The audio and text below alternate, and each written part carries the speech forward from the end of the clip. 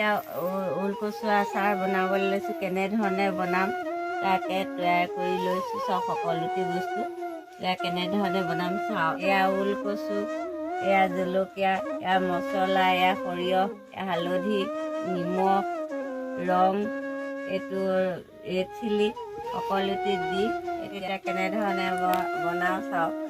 এয়া কেৰাহী গৰম কৰি থৈছোঁ, তেল দি থৈছোঁ। ইয়াতে অলপ মছলা দিম। এয়া মছলা দিলোঁ।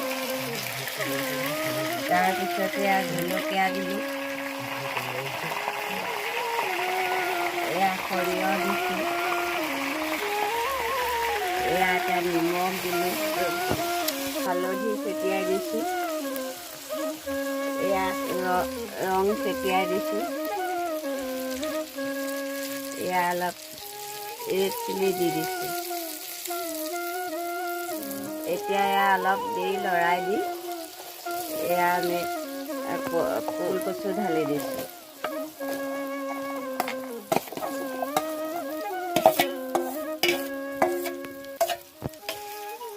তাৰপৰা এতিয়া এনেকৈ অলপ লৰাই দি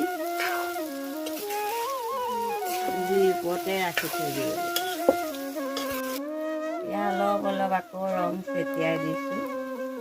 এয়া মছলাও ছটিয়াই দিছোঁ অলপকৈ। এয়া হালধিও ছটিয়াই দিছোঁ।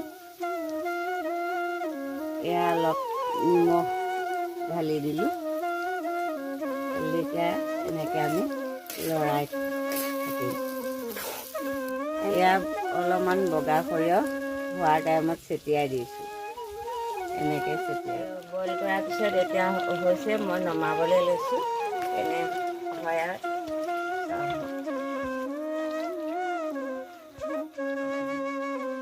এতিয়া ভিনেগাৰ দি অলপ লৰাই দি বৈয়ামত ভৰাই আৰু